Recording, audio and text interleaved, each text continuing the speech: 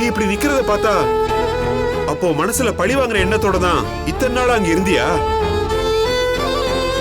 நகை விஷயத்துல அந்த பையன் உன்கிட்ட நடந்துகிட்ட விதத்தை பார்த்துட்டு நானே உன்னை அந்த வீட்டுக்கு போக வேண்டாம்னு தான் சொன்னேன். ஆனா நீதான் எல்லாம் சரியாயிடும், அந்த பையனை சரி பண்ணிடுவேன்னு சொன்ன. நீ நம்பிக்கையா வாழ போறேன்னு சொல்றப்போ நான் அதை தடுக்க கூடாதுன்னு தான் திரும்ப உன்னை நான் அந்த வீட்டுக்கே அனுப்பி வச்சேம்மா. இப்படி ஒரு எண்ணத்தோட தான் இத்தனை நாளா இருந்தேன்னா, ஐயோ நல்லமா உன் பொண்ணு பண்ணிருக்கிற வேலையை பாரு. அப்பா அழாதீங்கப்பா.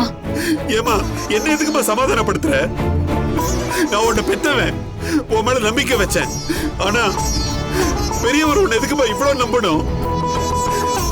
பெத்த பொண்ணு மேல வைக்காத நம்பிக்கைய உன் மேல வச்சு உன்கிட்ட வந்து கேக்குறாருல, அவருக்கு ஒரு நம்பிக்கையான பதில் சொல்லுமா நீ?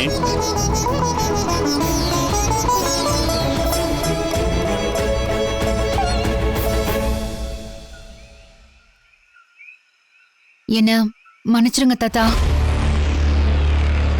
இத்தனை நாளா என்ன நான் அந்த வீட்டுல ஒருத்தியா மனப்பூர்வமா நினைச்சது இல்ல.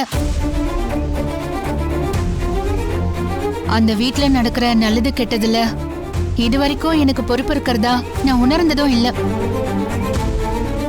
என் மனசு பூரா கோவமோ ஆவேசமோ இருந்தது உண்மைதான்.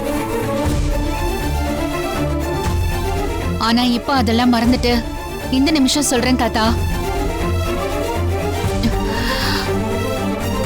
நீங்க எதிர்பார்க்கிற ஒருத்தியா அந்த வீட்டுல நான் இருப்பேன் தாத்தா. என்ன நம்புங்க. சரிம்மா, இப்போவும் நான் உன்னை நம்புறேம்மா.